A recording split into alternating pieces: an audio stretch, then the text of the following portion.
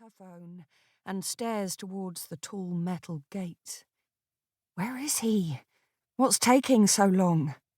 The whole place feels deserted, and it strikes her that she's never been here in the morning before.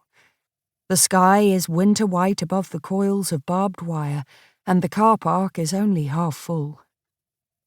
She thinks of all the times she has waited in cars for him in the past, picking him up from football matches, friends' houses, gigs in nearby towns. She used to crank her stereo up loud as she waited, Leo looking half embarrassed and half proud when he appeared. She was the only mum who listened to Nirvana live albums and Sabbath B-sides, the only one who owned a pub and sang guest vocals in her son's band. Now she sits in silence, her stomach in shreds, waiting for him to come out of prison. He really should have appeared by now. Flicking on the radio, she whizzes through the stations in search of something he'll like, but all the songs seem fraught with pointed lyrics or painful memories, so she hits the off button and the silence returns. Maybe it's better, so they can talk on the way home.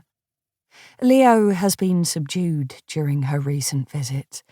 She'd thought he'd be buoyed by the prospect of early parole as it began to look more likely, but instead he seemed to withdraw, seemed to flinch at her tentative excitement. Now she realises he must have been terrified, must be terrified. She flings open her car door, unable to sit any longer. Her curls blow across her face as she paces towards the prison. She can hardly believe he'll come walking out this time, that she'll be able to take him home with her. The wrench of those fortnightly goodbyes, and the rush of guilt always close behind, that Alice never got to say one to Robbie. How will it be, though, once Leo is back with her in the village? Will they be ostracised even further? Will the whispers grow louder? Will the notes continue to arrive? Just shy of the gates, fresh panic stops her dead. She was so sure it was the right thing to do, bringing her boy home, refusing to be driven away. But now her heart pounds in every part of her. Is she making a terrible mistake? Shit, she hisses, looking back at her phone as if it will tell her what to do.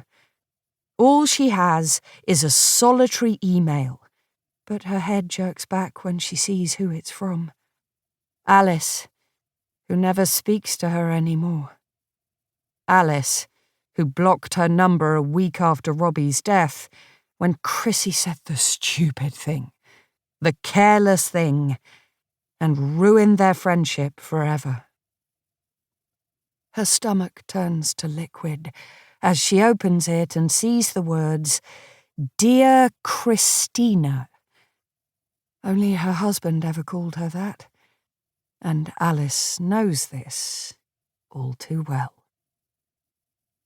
Dear Christina, I am writing to inform you that your son, Leo Dean, is strictly prohibited from entering Cromley's pub, previously the Raven, once it has reopened.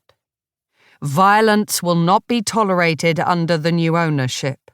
Strong action will be taken if he attempts to enter the premises. Although we cannot impose any restrictions beyond this, we also ask on behalf of the village that you consider the effect of your continued residency here. Sincerely, Alice Lowe and the pub committee.